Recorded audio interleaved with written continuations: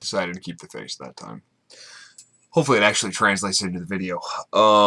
This will be the old final video for the day because I've been doing this all in rapid succession while I have the ideas fresh in mind. Hello, puppy dog. My dog wants to make a random cameo appearance. I know. And of course, I think it's the cat randomly wandering around. Ugh. This is going to be kind of interesting. First off, I'll show you the handy dandy outside. Shameless plug. My Rogue Dynamics patch, my stupid allergy patch, and my easy button, because everybody needs an easy button. This will be the Maxpedition messenger bag. I forget the actual name. They name everything usually something goofy, but it's under their messenger bag. I think this is the small version.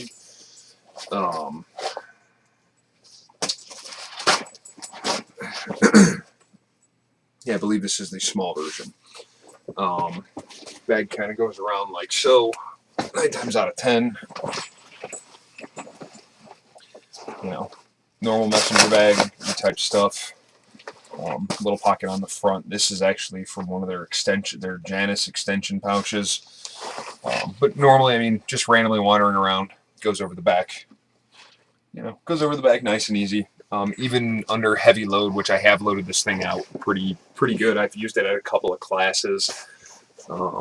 Yes, as a mag carrier and a dump pouch and different things like that. It actually works out pretty good. Your main flap has a nice little zipper pouch, so you can actually access what's inside without having to unbuckle everything.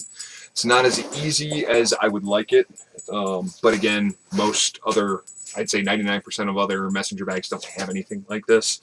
So it's literally you unzip and you can either access any of the pouches inside with relative ease. So it's kind of an added benefit. Under that, it's got a mat flap. You can put books in it, you know, thin books and different things like that. Pretty cool, actually. Actually, I need to put some more patching out on this. But this, I use this for work. You know, just basically carrying random garbage, my gun if I have to, different things like that. All these pouches, like I've got, you know, freaking vitamins and aspirin in one pouch. In the pouch itself, let me see if I can get a decent shot. It also has a place behind it. I got a bum knee, so I always carry my knee brace just in case it kind of buckles out on me. It's got like a little space behind it with a little swatch of Velcro.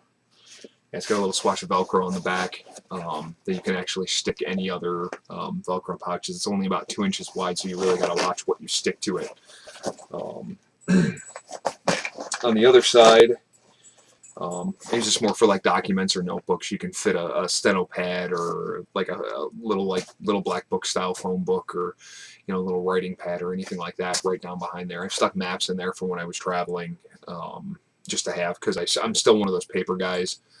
I actually downgraded away from a smartphone, mainly because I found I was relying way too heavily on it instead of actually like reading a book or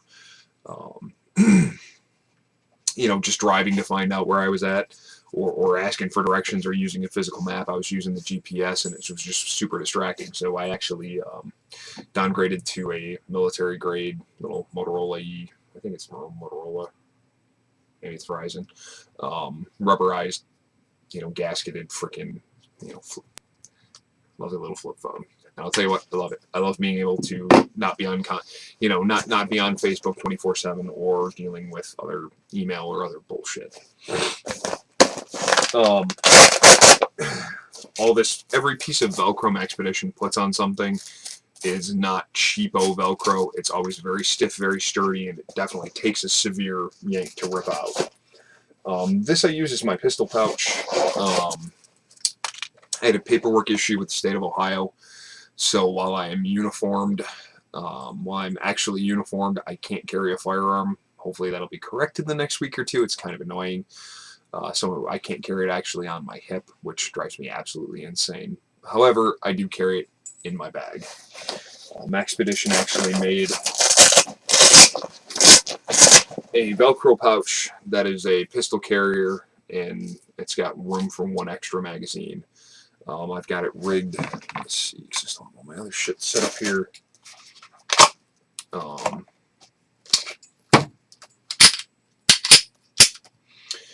I've got it set up to where it'll fit.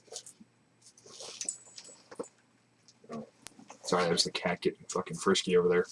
Where it'll fit the 27 and one spare magazine. I always go with a 22 rounder.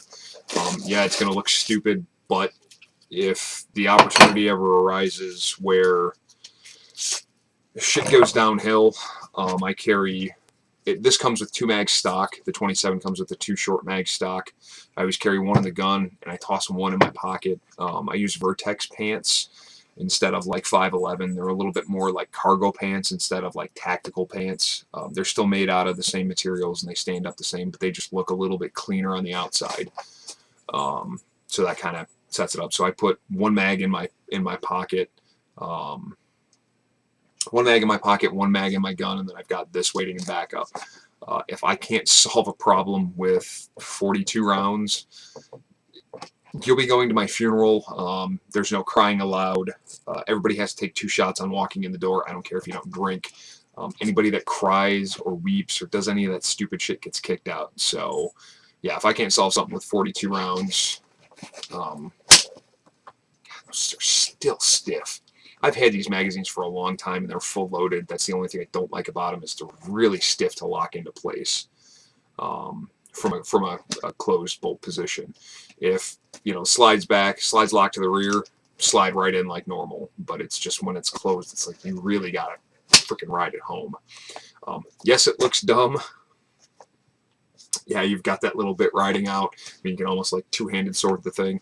But I'll tell you what, having 22 rounds that it's kind of like having an AR with a 5-round mag. Why? There's no point. So that's just one of my other little things. I like the fact that 40s. When I had a 9mm Glock, I had a 33-round mag, and I had a cop look at me like I was insane. Mainly, he was like, "Well, what the hell kind of firefight do you plan on getting into, boy?" And I was like, "The one I survive. I survive 90% of gunfights I don't get into, or 100% of gunfights. 100% of gunfights I don't get into." It's a saying my buddy has, but so I like having that while I'm at work.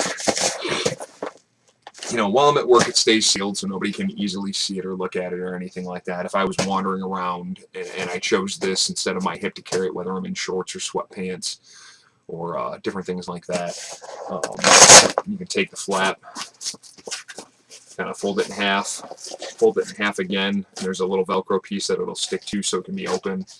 Ride with the zipper open a little bit. It's nice and simple. Shove your hand in the pocket. Gun comes out and you're ready to rock.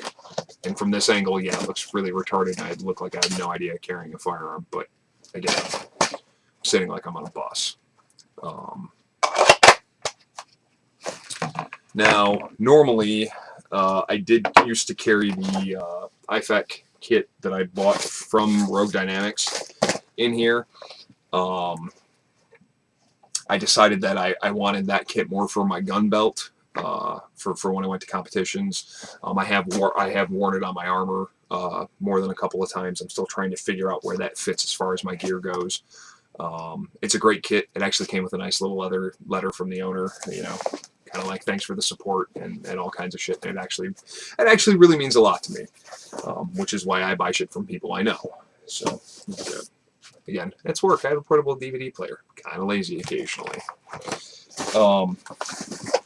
Inside of this, you're not really going to be able to see, but it is fully Velcroed on both sides. Every pouch in here, I've got a couple of little Velcro pouches for like pens and paper.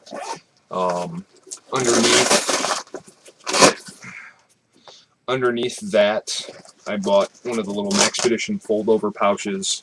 It's a little bit wider and a little bit slimmer, and I kind of use that for my my personal med kit. I took a Quick Clot has their sport packs, which basically comes with like pair of gloves, some Quick Clot, and that's about it. Just for like, it comes with a little dressing. I added some more gauze, some Krellex, a pair of shears. This needs to be in every medical kit you have. Nice little pair of shears. They will cut through anything. You spend the money, and they're actually not super expensive. They're anywhere from $3 to $20 depending on what you get. Some of them come with a little like stitch ripper to quickly go through like t-shirts and different things like that. Those are nice. I like the cheapo pairs because I break shit. It's pretty much how I roll. So I don't like expensive plastic things because I tend to destroy them pretty easily.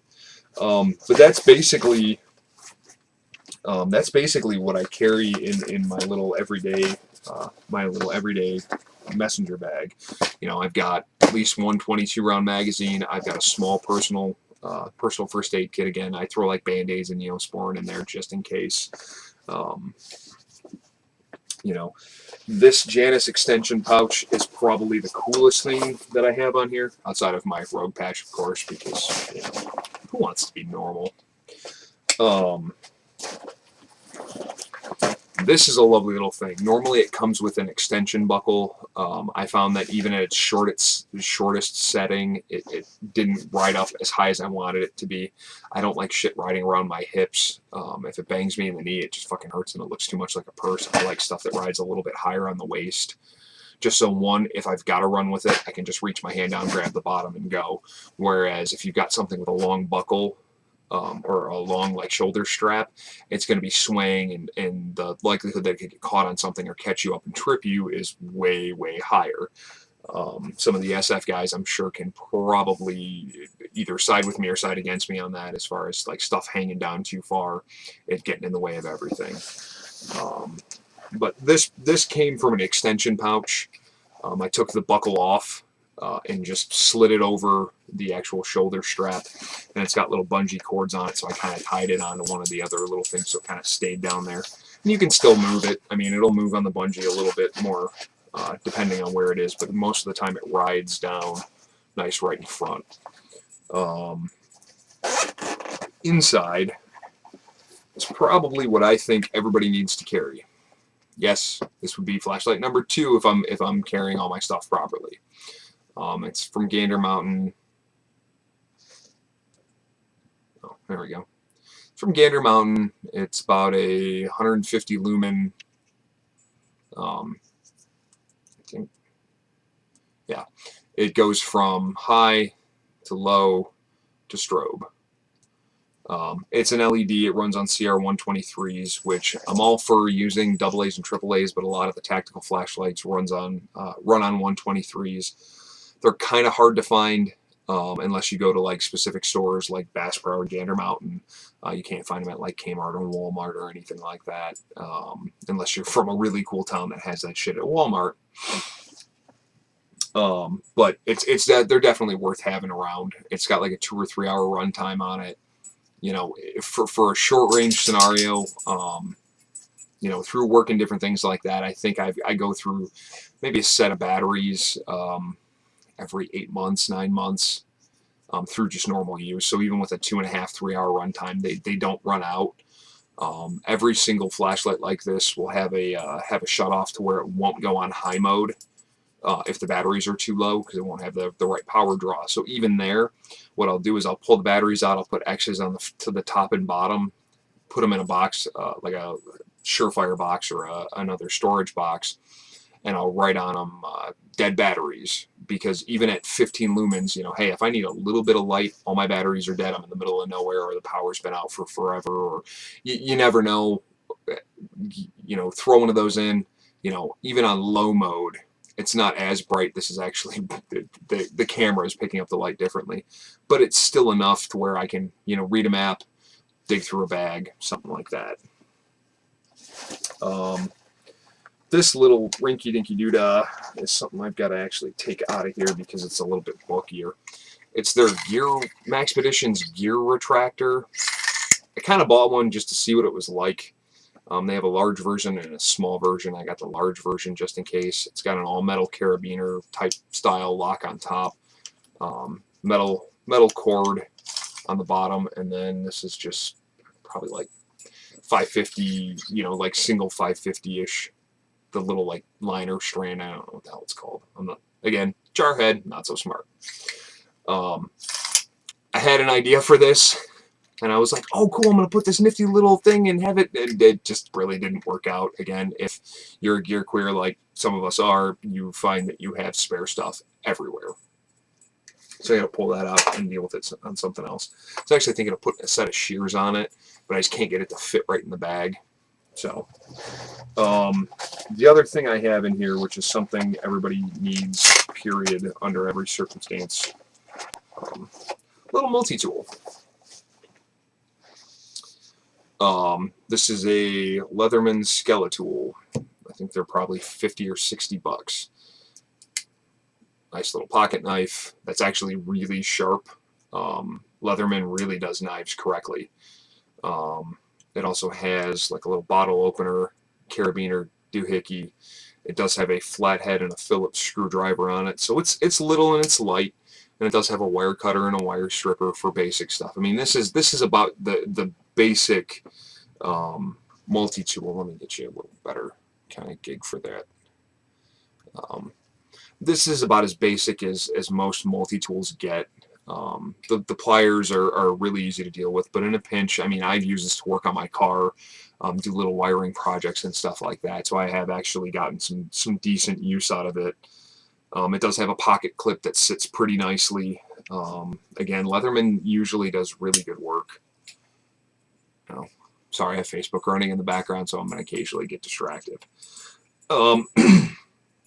But I mean, this is again, this is about as basic as a multi-tool as I would carry. You never know what you're going to need a screwdriver for, a bottle opener, you know, a little bit of a pocket knife, a wire cutter, or a wire stripper. Yeah, it's all metal, so if you're dealing with live electrical wiring, you're going to get a shock. Durr. But, you know, it's not something that's bad to have around. Now, on the other side, this Janus pouch, it has one zipper pocket that you can just shove things in. It also has a Velcro pocket on either side with a little Velcro-y kind of flap, like stretch flap, so you can actually secure certain things inside. Which actually, I need to throw the flashlight back in so it's actually in, and it doesn't randomly fall out. On the other side of here, oh. It's a pocket knife that I lost probably 6 months ago when I bought this thing. I didn't realize I set it in here. Huh. So this is kind of more of the everyday go-around. This is a Kershaw Leek. This is the sharpest out-of-the-box pocket knife that they have to offer. I actually absolutely hate spring-assisted knives. My hands don't work well with them. I'm used to either thumb locks or using like wrist motions along with a thumb lock to get the blade out faster. It's kind of one of those things that I grew up with. I've had a lot of guys look at me funny and go, well, you know, you like your little old lock blades and this, that, and the other thing. And I've sat there with my Columbia River stuff or my buck knives or different things like that. I've got about 30 or 40 knives, I think. I don't know what I said. What did I say last video? I got to count them one day. But all my blades except for my Leeks, which I probably own 3 or 4 of these. They're about 50 bucks a pop. Yeah, so that's about 200 bucks in knives. But, you know, I've got a $200 K-bar. That's my absolute favorite. So, again, you pretty much get what you pay for as with all gear. You're going to look at it and you're going to get sticker shock because you think the stuff's cheaper. You know, a lot of the guys that have been around for a little bit, see, I don't know most people's background, so I kind of just deal with newer or people that might not get it as well as everybody else. Stuff costs money. Good things cost money, and you know, it's not always the price tag that counts, but like with a knife like this, you know, I've seen people that are like, oh, they're just $10 specials or $20 specials. Like Smith & Wesson makes a rescue knife that's like 20 bucks. I'm not trusting my life with it ever. It looks campy. It looks like somebody spray painted it with gloss black spray paint. Yeah, it's got a little glass breaker. Yeah, it's got a little seatbelt cutter. But it's the knife itself that's the seatbelt cutter. It just has the little loop. I wouldn't trust it.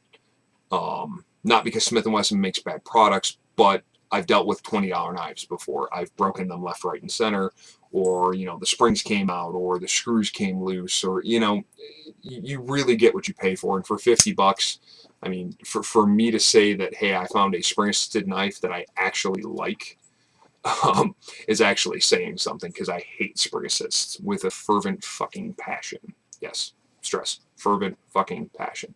But I mean, for something nice and light and little, I kind of wish I still talked to my ex-girlfriend, because I'd have her like hop in, because I actually bought one of these for her, because she was on a college campus a lot, and she worked at a school that was kind of in a really bad area, and I was like, honey, you know, I really want you to have something that you're going to defend yourself with and that you're going to be comfortable with. And not to say that she was defenseless, it's just I wanted to give her every advantage. And we kind of practiced playing with one of these a little bit, and this fit her hand really well. These fit my hands really well. So it's just one of those, you know, lovely little toys and tools, and they're sharp as shit. I mean, they really are. I bought one for an ex-girlfriend. I bought one of these for my niece when she went to college. She got a little self-defense kit, and she always wears it. Wears it on her hip, and I've actually tested her on it a couple of times, but like randomly show up and be like, "Yeah, let's go do lunch," and you know, catch her coming out of class, and guess what? You know, she's got a knife on her, and it's nice and it's small, and everything from there. So that's this is my main messenger bag doohickey. I do have another smaller bag that I kind of use for carrying whatever. It's about the same setup. It has a Janus extension. It does not have the super cool, you know, Velcro pockets, or not Velcro pockets, Velcro patches, or any of the morale fun stuff that we all know and love. But it carries about the same thing, except it does carry a different flashlight. Streamlight makes a little. It's about that long. It runs on one AAA. It's probably about 25 or 30 lumens. So it's actually pretty bright for one battery. Little clip and everything like that. And it's actually very nice light. And they run about 20 bucks. It's the only Streamlight product that I own. But they actually, they will go through the washing machine and dryer 3 times. Yeah, I'm that guy that doesn't check his pockets, and I hear clinking and clackering and different things like that. So I pulled it out, and I was like, well, let's see. I did the laundry on Monday, and then I forgot about it till Wednesday, so I ran it through again, and then I forgot about it until Sunday, and then I ran it through again. Then I put it in the dryer and heard it clacking around. So yeah, it survived a week in water. No rust, no dinks, no dents, no anything else.